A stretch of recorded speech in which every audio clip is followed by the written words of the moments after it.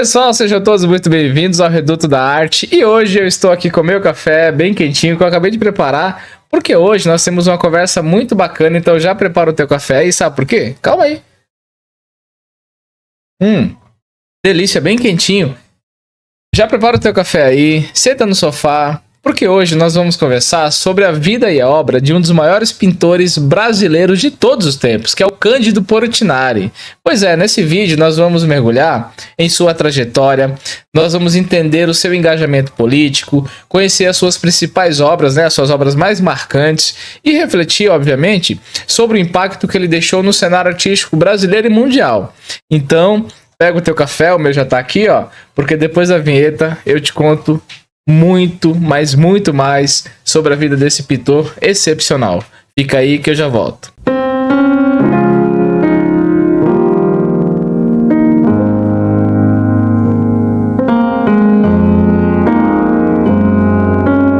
Voltando aqui então, espero que você tenha feito seu café, esteja com ele aí e ainda ele esteja bem quentinho. O meu tá aqui, não tá tão quente não, mas tá aqui ainda. Porque agora a gente vai falar sobre o Cândido Portinari. E a primeira coisa ele nasceu lá no dia 29 de dezembro de 1903, em Brodowski, que fica que é um município da região nordeste do estado de São Paulo e que pertence à região metropolitana de Ribeirão Preto. Bom, Brodowski surge no final do século XIX, quando a Companhia Mogiana de Estrada de Ferro construiu um ramal que atravessava as terras da fazenda Belo Monte, e essa fazenda ela ficava entre Jardinópolis e Batatais.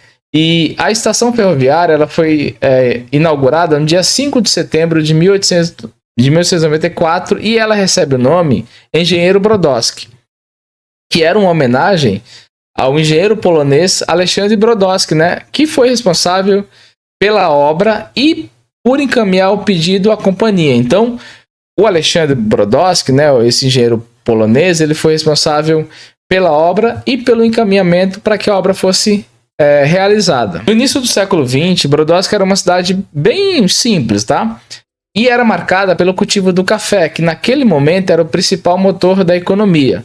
E por pequenas comunidades rurais que eram formadas por imigrantes europeus e descendentes de colonos portugueses. Suas ruas de terra, casas de alvenaria e madeira, pequenas igrejas e praças funcionavam como centros de convivência social.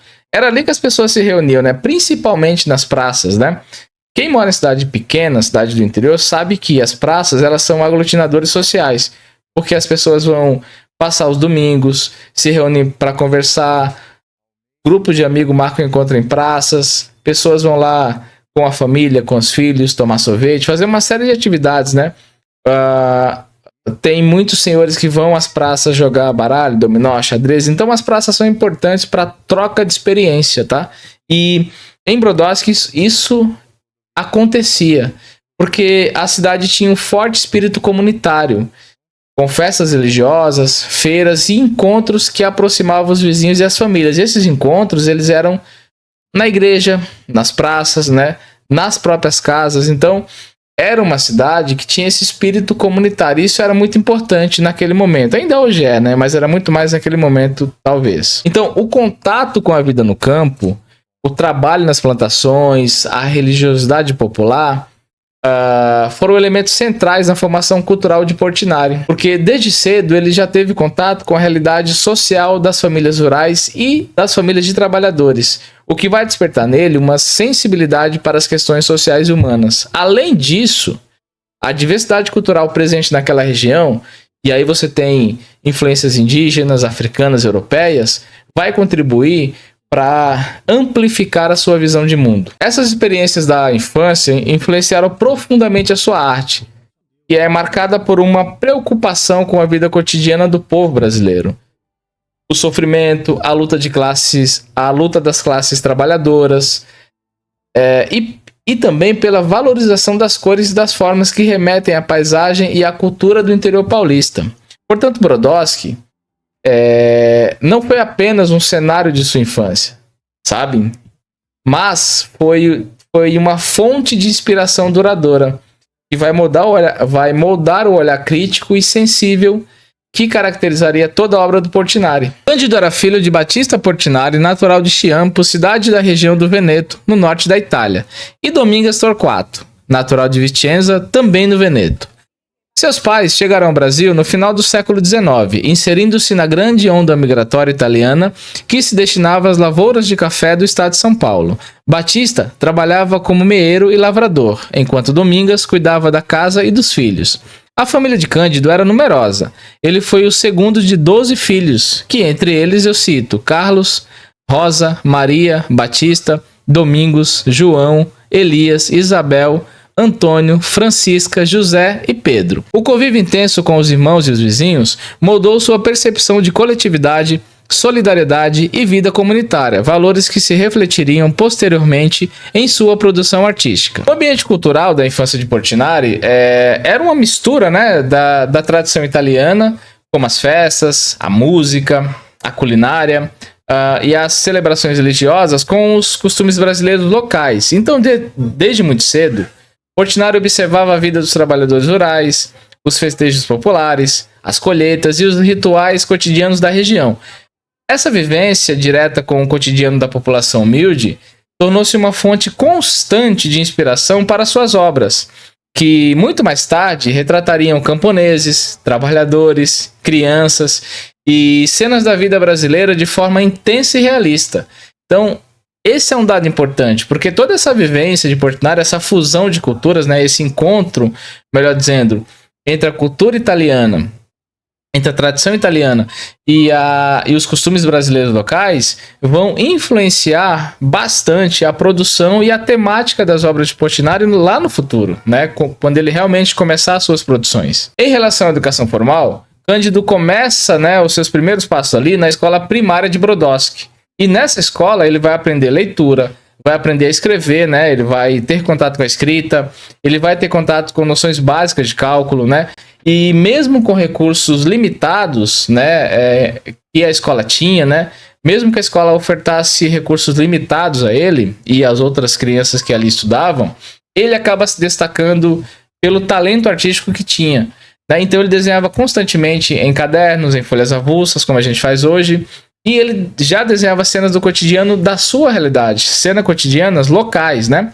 Então, durante a adolescência, ele vai começar a frequentar ali o grupo escolar de Batatais, né, da cidade, e posteriormente ele vai para o ginásio de Ribeirão Preto, que eram cidades próximas que ofereciam uma educação um pouquinho mais avançada em relação a Brodowski, né?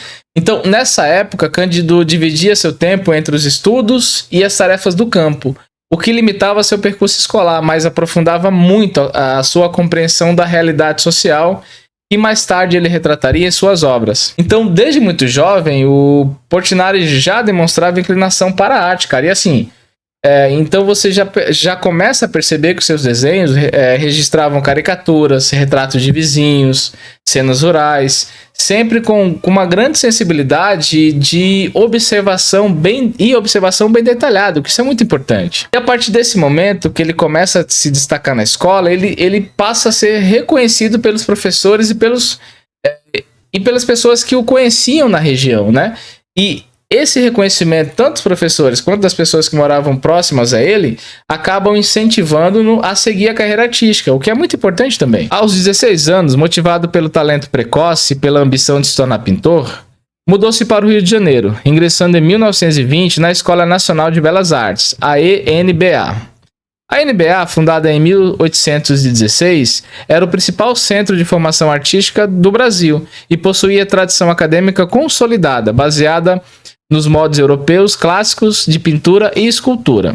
Ali, Portinari estudou disciplinas fundamentais como desenho de observação, anatomia, perspectiva, composição, pintura a óleo e técnicas de aquarela.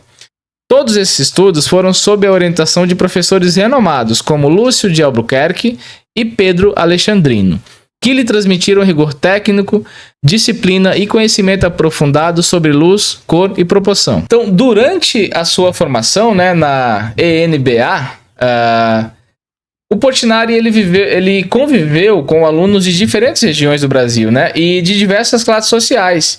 E isso fez com que ele trocasse experiências e aí ele acabou expandindo sua visão de mundo. E a partir daí ele vai participar de exposições acadêmicas, concursos internos e trabalhos coletivos.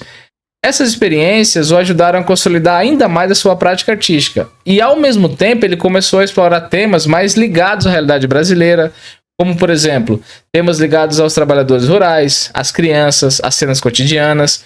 Em todas elas ele buscava integrar a sua técnica acadêmica com uma visão social e humanista. Portanto, essa passagem pela ENBA foi extremamente decisiva, porque além de aprimorar o seu domínio técnico, né, e ela acabou proporcionando a Portinari o contato com o cenário artístico nacional e a possibilidade de obter prêmios e reconhecimento, abrindo caminho assim para a sua viagem à Europa e a maturidade, melhor dizendo, né, do seu estilo pessoal, que passou a combinar elementos do modernismo, do compromisso social e da identidade cultural brasileira. Após sua formação inicial na Escola Nacional de Belas Artes, Cândido Portinari recebeu em 1828 o Prêmio de Viagem ao Exterior, concedido aos alunos mais destacados na instituição. Esse prêmio proporcionou-lhe a oportunidade de estudar na Europa, especialmente em Paris, cidade então considerada o epicentro das artes modernas. Chegando à capital francesa, Portinari deparou-se com um ambiente artístico extremamente vibrante e diversificado. Paris, nos anos 20, era marcada pela efervescência de movimentos de vanguarda, como o cubismo, o fauvismo, o impressionismo e o surrealismo, além de uma intensa produção acadêmica. Ele frequentou cursos, visitou museus e galerias e estudou diretamente obras de mestres clássicos e contemporâneos como Diego Velázquez, El Greco, Paul Cézanne, Pablo Picasso e Henri Matisse. Essa convivência com a diversidade artística europeia foi determinante para que Portinari começasse a articular seu próprio estilo, que equilibrava técnicas acadêmicas e experimentação moderna, sem perder a sensibilidade social que sempre o caracterizou. Então, durante essa estadia, né, dele em Paris, ele manteve contato com outros artistas brasileiros e estrangeiros, né? E aí ele vai acabar, nesse momento, participando de debates e várias exposições coletivas. E foi nesse período também que ele começa a desenvolver a preocupação por temas sociais e temas nacionais, né? Que refletem sobre a realidade brasileira e também a questão da identidade cultural do Brasil. Então, observando essas diferenças sociais europeias e comparando-as, né, ou comparando-nas com a vida de trabalhadores camponeses do Brasil, ele vai consolidar a ideia de retratar o povo, de retratar o trabalho, de retratar as desigualdades sociais em suas pinturas. Então, mesmo quando ele utiliza técnicas e influências adquiridas na Europa, então assim, vejam, mesmo ele adquirindo técnicas na Europa, ele vai usar essas técnicas, obviamente, para retratar a realidade brasileira. Então, ao retornar ao Brasil dessa experiência europeia, né, dessa experiência em Paris, Portinari traz consigo uma combinação muito interessante, muito singular, única, né, de rigor técnico da formação acadêmica, né, que ele vai adquirir, influências modernistas, né, europeias, né, porque ele teve contato com esses movimentos de vanguardas, né, com artistas representantes dessas vanguardas e o compromisso social com a realidade brasileira. Então, nesse sentido, seus primeiros trabalhos, né, significativos e importantes refletem essa fusão dessas técnicas que ele adquire, dessa formação acadêmica, né, que ele adquire na Europa, com a ideia de retratar a realidade brasileira, a qual ele conhece tão bem. Então, isso vai resultar em uma fusão, vai refletir, né, vai resultar em uma fusão. E entre esses primeiros trabalhos, destacam-se Café, né, que ele fez em 1935, e Retirantes, né, que muita gente conhece bastante, que ele produziu em 1944. Percebam que Retirante ele é muito conhecido, né, uma obra extremamente conhecida. Acho até muito mais que Café. Mas enfim, são duas obras importantes desse cenário quando ele volta da Europa para o Brasil e traz consigo essas experiências, tanto do relacionamento com outros artistas, né, dessa troca de experiências e do aprendizado em relação a ele ter tido contato com essas vanguardas europeias. Café, pintada no contexto do ciclo do trabalho rural paulista, é uma obra emblemática que retrata trabalhadores no ambiente das plantações de café. Portinari utiliza cores terrosas, formas robustas e composição dinâmica para expressar o esforço físico, a força e a dignidade dos trabalhadores. A pintura mostra figuras masculinas e femininas carregando sacas, utilizando ferramentas e movimentando-se com ritmo, transmitindo tanto a dureza do trabalho quanto a integração harmoniosa do homem com a paisagem rural.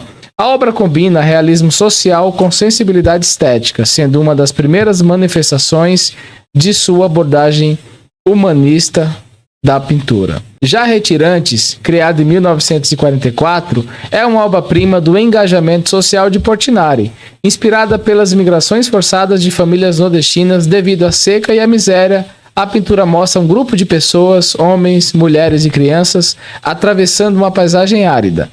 As figuras representam expressões de sofrimento, resignação e esperança, enquanto o uso de cores frias e quentes enfatiza a tensão entre a vida difícil e a força vital dessas comunidades. A composição é cuidadosamente planejada. As figuras se sobrepõem e se alongam pelo espaço, criando ritmo e movimento. E a paisagem desolada ao fundo reforça a dimensão dramática da cena.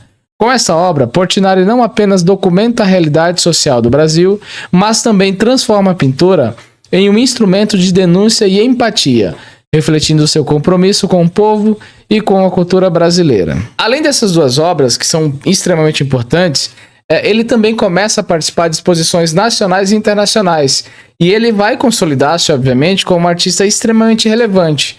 Então, a obra de Portinari passa a ser reconhecida não apenas pela qualidade técnica, né? E realmente, tecnicamente, ela é muito boa, mas também pelo conteúdo social, pelo conteúdo humano, né? Ou seja, pelo seu valor simbólico, que é extremamente rico, né? Então ele torna-se uma voz da realidade brasileira por meio da pintura. Além disso, ele inicia projetos de grandes escalas, né, como murais e painéis decorativos, o que antecipa uma fase de maturidade na qual o compromisso com a arte monumental e a representação de temas sociais se tornaria central na sua carreira. Portanto, pessoal, a passagem do Portinari pela Europa e a criação dessas obras emblemáticas não apenas expandiram sua visão estética, mas também reafirmaram sua missão ao retratar a vida do povo brasileiro, né? E para isso ele vai utilizar a pintura como instrumento de reflexão e expressão cultural, né? Então, essa síntese entre expressão técnica, modernismo europeu e sensibilidade social vai conferir a Portinari um lugar único na história da pintura brasileira e também na história da pintura ocidental mundial, né? Pela importância do trabalho dele. Bom, nos últimos anos, né, de sua vida, Portinari ele consolida-se como um dos maiores artistas brasileiros do século XX. A gente sabe disso, né? E ele vai ficar marcado de forma intrínseca, orgânica, profunda na história da arte nacional e internacional. A gente também sabe disso. Só que durante esse período, a produção dele manteve a força expressiva, manteve o engajamento social, o que já caracterizava a carreira do Portinari desde o início. Mas aqui ele vai ganhar novas dimensões, porque ele vai passar a produzir obras obras em grande escala, né? E essas obras vão ganhar muita relevância pública, tá? E a gente tá falando aqui especificamente da produção de murais e grandes obras públicas que ficam muito visíveis. Diferentemente de um quadro, de repente, esses trabalhos ele ganham relevância pela visibilidade muito maior. Portinari dedicou grande parte de sua fase final à execução de murais monumentais, que se tornaram símbolos de sua trajetória e da arte brasileira. Entre os mais significativos estão os painéis Guerra e Paz, que foram produzidos entre os anos de 1952 e 1956, realizados para a sede da Organização das Nações Unidas, a ONU, e estão em Nova York. Esses murais representam o auge de sua carreira, com quase 14 metros de altura e mais de 7 metros de largura cada. Os painéis abordam o contraste entre o conflito e a esperança, mostrando cenas de guerra, destruição, sofrimento e morte. E, no outro painel, a construção da paz, com figuras humanas em harmonia.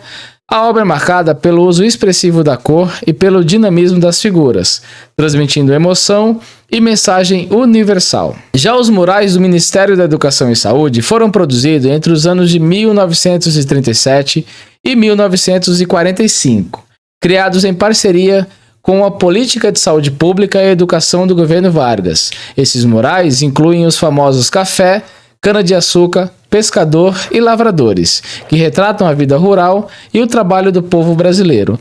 Cada painel combina realismo social com estética modernista, utilizando cores fortes e composição narrativa para transformar o espaço público em uma galeria de arte acessível a todos. Esses murais reforçam a visão de Portinari de que a arte deveria refletir a identidade e os desafios sociais do país. Portinari manteve, até o fim da vida, um forte engajamento político e social.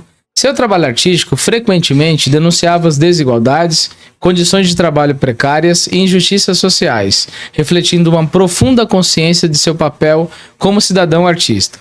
Participou de debates sobre cultura, educação e políticas públicas de incentivo à arte, defendendo a democratização do acesso à produção cultural.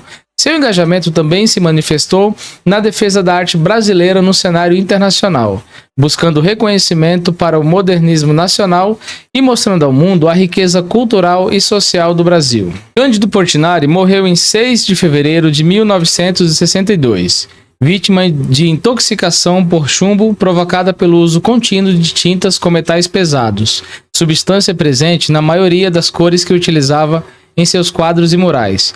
O falecimento ocorreu no Rio de Janeiro, após um longo período de sofrimento com os efeitos da intoxicação, que incluíam fortes crises de saúde.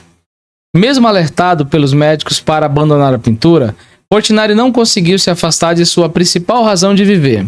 Contudo, continuou trabalhando intensamente até os últimos dias, o que agravou seu estado clínico. Sua morte foi, portanto, consequência direta da entrega absoluta à arte, tornando-se um símbolo de dedicação extrema ao ofício criativo. Além disso, sua partida precoce deixou inacabados alguns projetos artísticos de grande relevância, mas consolidou um legado reconhecido internacionalmente, marcado tanto pela excelência técnica quanto pelo compromisso social de sua obra. Nos anos finais de sua vida, Portinari recebeu uma ampla visibilidade fora do Brasil. Suas obras foram exibidas em diversos países da América, Europa e Ásia, e ele conquistou prêmios e homenagens que reafirmaram sua posição de destaque no panorama artístico global. O mural Guerra e Paz, na ONU, tornou-se um marco internacional, simbolizando não apenas sua excelência técnica, mas também sua capacidade de abordar temas universais com sensibilidade e poder expressivo. O legado de Cândido Portinari transcende a obra individual. Ele influenciou gerações de artistas brasileiros, consolidou o muralismo como uma forma de expressão socialmente engajada e contribuiu para afirmar a arte nacional no mundo. Sua obra continua presente em museus, instituições públicas e coleções particulares, mantendo viva a mensagem de compromisso social, reflexão ética e valorização da cultura brasileira. Após sua morte em 1962, Portinari permanece como uma referência obrigatória para quem deseja compreender a história da arte moderna no Brasil, a relação entre estética e sociedade e a potência da arte como instrumento de diálogo humano. Esse foi o canal Reduto da Arte e você acabou de ver a história de Cândido Portinari. Muito obrigado por sua presença e eu te vejo no próximo vídeo.